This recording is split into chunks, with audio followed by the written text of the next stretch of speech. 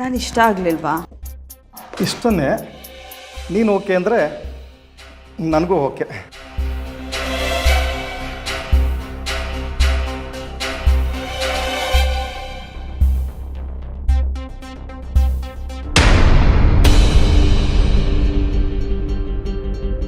ಅವಳು genuine patient ಅಂದ್ಕೊಂಡಿದ್ದೆ sir. ಆದರೆ ಆಮೇಲೆ ಏನಾಯಿತು ಅಂದರೆ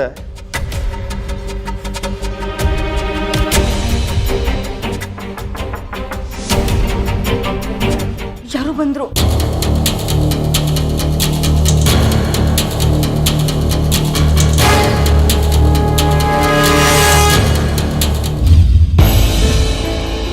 ಹಾಯ್ ಬಾಸ. ಹಲೋ, ಏನ್ರಿ ಇದು? ಒಳಗಡೆ ಪೇಷಂಟ್ ಇದ್ದಾರೆ ಅಂತ ಗೊತ್ತಿಲ್ವಾ? ಡಾಕ್ಟರ್, ನಾವು ಆ ಪೇಷಂಟ್ ಕಡೆಯವರೇ. ನೀವು ಆ ಪೇಷಂಟ್ನ ಎಷ್ಟು ಚೆನ್ನಾಗಿ ಟ್ರೀಟ್ ಮಾಡ್ತಿದ್ರಿ ಅಂತ ನಾವು ಲೈವಲ್ಲಿ ನೋಡ್ತಿದ್ವಿ. What non sense? Non sense ಅಲ್ಲ, ಹಾಟ್ ಸೀನ್ಸ್ ನೋಡ್ತೀರಾ ಬಾಸು?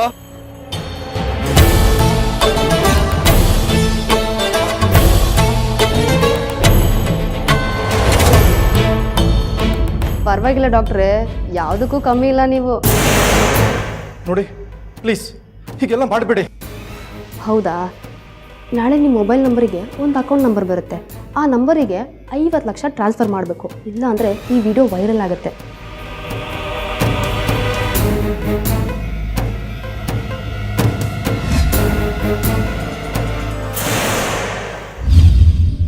ಆಗ ನೀವು ನಮಗಾಗಲಿ ಅಥವಾ ನಿಮ್ಮ ಲಾಯರ್ ರಾಜೇಶ್ಗಾಗಲಿ ಯಾಕೆ ಕಾಲ್ ಮಾಡಲಿಲ್ಲ? ಸರ್, ನಾನು ಅವತ್ತು ಮೊದಲು ಮಾಡಿದ ಕೆಲಸ ಏನು ಅಂದರೆ ಲಾಯರ್ ರಾಜೇಶಕ್ಕೆ ಫೋನ್ ಮಾಡಿದ್ದು ಸರ್.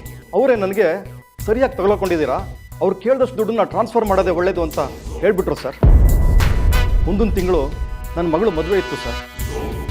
ಈ ವಿಷಯ ಹೊರಗೆ ಬಂದರೆ ನನ್ನ ಮರ್ಯಾದೆ ಹೋಗುತ್ತೆ, ನನ್ನ ಸಂಸಾರ ನಾಶ ಆಗುತ್ತೆ ಅಂತ ಹೆದರಿ ಅವ್ರು ಕೇಳಿದಷ್ಟು ದುಡ್ಡನ್ನ ಟ್ರಾನ್ಸ್ಫರ್ ಮಾಡಿ ಸೈಲೆಂಟ್ ಆಗಿಬಿಟ್ಟೆ ಸರ್. ಆದರೆ ನಾನು ಹಾಕಿದ ದುಡ್ಡು ರಾಜೇಶ್ ಅಕೌಂಟ್ಗೆ ಹೋಗಿದೆ ಅಂತ ನೀವು ಹೇಳಿದ ಮೇಲೇ ಗೊತ್ತಾಗಿದ್ದು ಸರ್. ನೀವು ಹೇಳ್ತಿರೋದು ನಿಜಾನೇ ಆಗಿದ್ರೆ you have been honey trap. ಆ ಹುಡುಗ ಮತ್ತು ಹುಡುಗಿ ಯಾರು ಅಂತ ನಿಮ್ಗೆ ಗೊತ್ತಾ? ಇಲ್ಲ ಸರ್. ನಿಮ್ಮ ಕ್ಲಿನಿಕಲ್ಲಿ CC ಕ್ಯಾಮ್ರಾ ಇರಬೇಕಲ್ವಾ? ಇದೆ ಸರ್. ಹಾಗಿದ್ರೆ ನಿಮ್ಮ ರಿಸೆಪ್ಷನಿಸ್ಟಿಗೆ ಹೇಳ್ಬಿಡಿ, ಆ ದಿನದ CCTV ಫುಟೇಜ್ ಎಲ್ಲ ನಮಗೆ ಬೇಕು.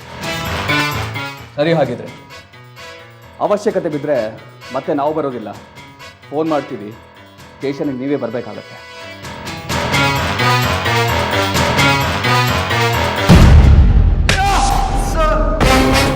ಒಳ್ಳೆ ಮಾತಲ್ಲಿ ಎಲ್ಲ ಸರಿಯಾಗಿ ಹೇಳಿದ್ರೆ ಸರಿ. ಹಲೋ ಇನ್ಸ್ಪೆಕ್ಟರ್, ನಾನು ಯಾರಂತ ಗೊತ್ತಾ ನಿಮಗೆ? ಸೋಷಿಯಲ್ ಮೀಡಿಯಾದಲ್ಲಿ ನನಗೆ ಎಷ್ಟು ಜನ ಫಾಲೋವರ್ಸ್ ಇದ್ದಾರೆ ಗೊತ್ತಾ?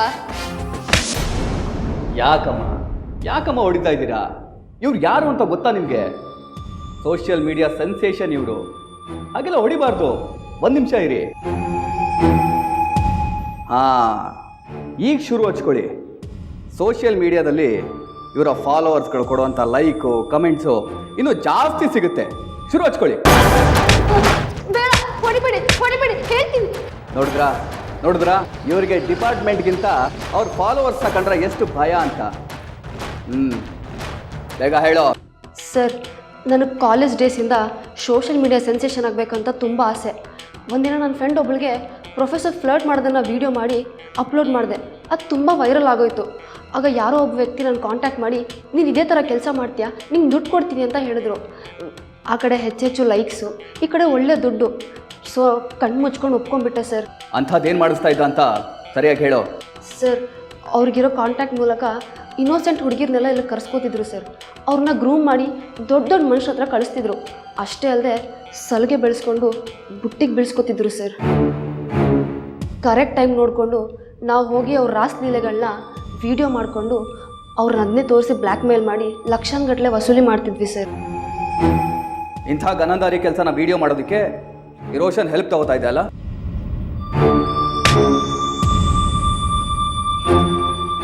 ಈಗಲಾದರೂ ಆ ವ್ಯಕ್ತಿ ಯಾರು ಅಂತ ಹೇಳ್ತೀಯೋ ಅಥವಾ ನಮ್ಮ ಮೇಡಮ್ ಕೈ ರುಚಿ ತೋರಿಸ್ಬೇಕೋ?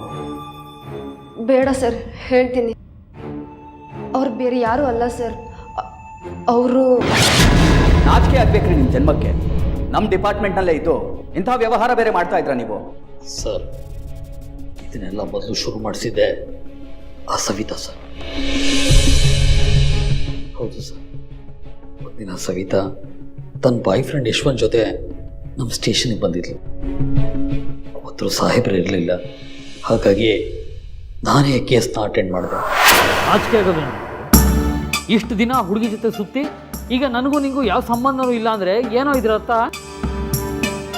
ಸರ್, ಈಗ ನಮ್ಮಪ್ಪ ಯಾವುದೋ ಹುಡುಗಿ ನೋಡಿದ್ದಾರೆ, ಅವಳನ್ನೇ ಮದುವೆ ಮಾಡ್ಕೋಬೇಕು ಅಂತ ಹಠ ಮಾಡ್ತಿದ್ದಾರೆ. ಈ ಹುಡುಗಿ ಕತೆ ಏನು? ತಪ್ಪಾಗಿದೆ ಸರ್, ಒಪ್ಕೋತೀನಿ. ಅದಕ್ಕೆ ಫೈನ್ ಎಷ್ಟು ಅಂತ ಹೇಳಿದ್ರೆ ಕಟ್ಬಿಟ್ಟು ಹೋಗ್ತೀನಿ ಸರ್. 10 ಲಕ್ಷ ಕೊಡ್ತಾನ ಕೇಳಿ ಸರ್. ಏನೋ ಹೇಳ್ತಾ ಇದೀಯ ನೀನು? ಅವನೇ ಹಾಗೆ ಹೇಳ್ಬೇಕಾದ್ರೆ ನಾನು ಇನ್ನೇನು ಮಾಡಲಿ ಸರ್?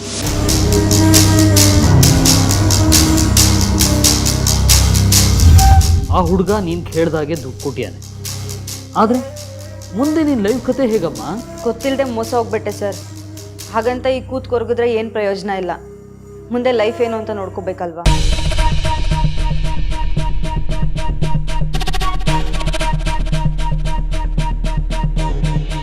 ಅವತ್ತು ಸವಿತಾ ಆಡಿದ ಮಾತಿಂದ ನನಗೆ ಒಂದು ಪ್ಲ್ಯಾನ್ ಬಂತು.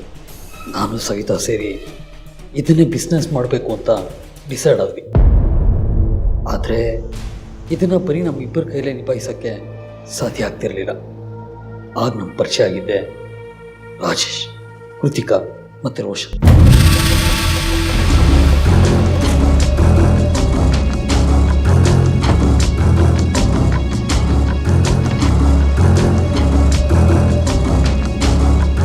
ನಿಮ್ಗಳ ಶೇರ್ ನಿಮ್ಗಳಿಗೆ ತಲುಪಿದೆ ಅನ್ಕೋತೀನಿ.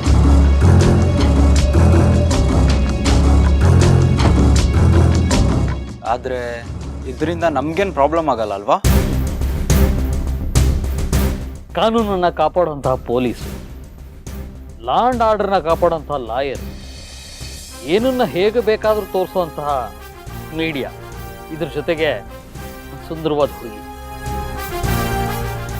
ಈ 4 ಶಕ್ತಿ ಒಟ್ಟಿಗೆ ಸೇರ್ತು ಅಂದರೆ ನಾವು ಏನನ್ನು ಬೇಕಾದ್ರೂ ಪ್ಲ್ಯಾನ್ ಮಾಡ್ಬೋದು, ಹೇಗೆ ಬೇಕಾದ್ರೂ ಪ್ಲ್ಯಾನ್ ಮಾಡ್ಬೋದು. ನಮ್ಮನ್ನು ಮೀರಿಸೋರು ಯಾರೂ ಇರಲ್ಲ.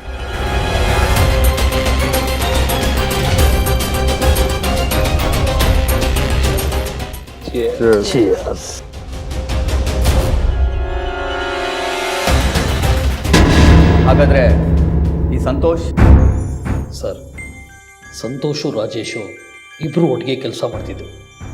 ಸಂತೋಷ್ ಹತ್ರನೂ ಸಾಕಷ್ಟು ದುಡ್ಡಿತ್ತು. ಅದಕ್ಕೆ ಸವಿತಾ ಅವನನ್ನು ಟಾರ್ಗೆಟ್ ಮಾಡಿದ್ಲು. ವಾಟ್? ಹೌದು ಸರ್. ಆದರೆ ಅವಳಿಗೆ ಅವನ ಮೇಲೆ ನಿಜವಾಗಲೂ ಪ್ರೀತಿ ಆಯಿತು. ನಾನು ರಾಜೇಶ್ ಸೇರಿ ಅವರಿಬ್ಬರಿಗೂ ಮದುವೆನೂ ಮಾಡಿಸಿದ್ವಿ. ಅವಳು ನಿಮಗೆ ಲಾಸ್ಟ್ ಟೈಮ್ ಹೆಲ್ಪ್ ಮಾಡಿದ್ದೆ ಬಲ್ಲಾಳ್ ವಿಷಯದಲ್ಲಿ ಅಲ್ವಾ? ಹೌದು ಸರ್. ಆದರೆ ಈ ಯಾವ ವಿಷಯನೂ ಗೊತ್ತಿಲ್ಲದಿರೋ ಸಂತೋಷು ಸವಿತಾಗೆ ಡಿವೋರ್ಸ್ ಕೊಡ್ತೀನಿ ಅಂತ ಹೇಳ್ದ. ನಿನ್ನನ್ನು ನನ್ನ ಒಡ ಹುಟ್ಟಿದವನು ಅನ್ಕೊಂಡಿದ್ದೆ, ನೀನು ಇವನ ಜೊತೆ ಸೇರ್ಕೊಂಡು ನನಗೆ ಮೋಸ ಮಾಡ್ತೀಯ ಅಂತ ನನಗೆ ಗೊತ್ತಿರಲಿಲ್ಲ. ಸಂತೋಷ್, ಆಗಿದ್ದೇನೋ ಆಗೋಯ್ತು. ನಿಮ್ಮಿಬ್ಬರು ನಡುವೆ ನಾವು ಬರಲ್ಲ. ನೀವಿಬ್ರು ನೆಮ್ಮದಿಯಾಗಿ ಜೀವನ ನಡೆಸ್ಕೊಂಡು ಹೋಗಿ. ಇಷ್ಟೆಲ್ಲ ಆದಮೇಲೂ ನಾನು ಅವಳ ಜೊತೆ ಬದುಕಬೇಕಾ? ನಾಚಿಕೆ ಆಗಲ್ಲ ನಿಮ್ಮಿಬ್ರಿಗೂ? ನಾನು ಹೇಳೋದು ಕೇಳಪ್ಪ. ಈಗಲೇ ನಿಮ್ಮಿಬ್ರು ಬಣ್ಣನ ಪೊಲೀಸರ ಮುಂದೆ ಬಯಲು ಮಾಡ್ತೀನಿ. ಏಯ್, ಏನೋ ಪೊಲೀಸಿಗೆ ಫೋನ್ ಮಾಡ್ತೀಯಾ?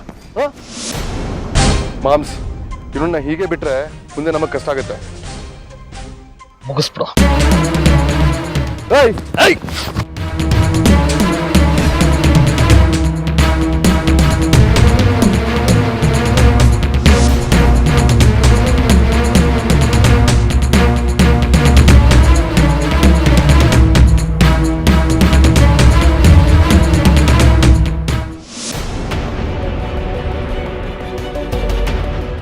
ಏಯ್ ಬೇಡ, ಬಿಟ್ಬಿಡ್ರೋ. ನನ್ನ ಬಿಟ್ರೆ ಉಳಿಗಾಲ ಇಲ್ಲ. ಮಾಮ್ಸ್, ಬೇಡ, ಬಿಟ್ಬಿಡು ನನ್ನ.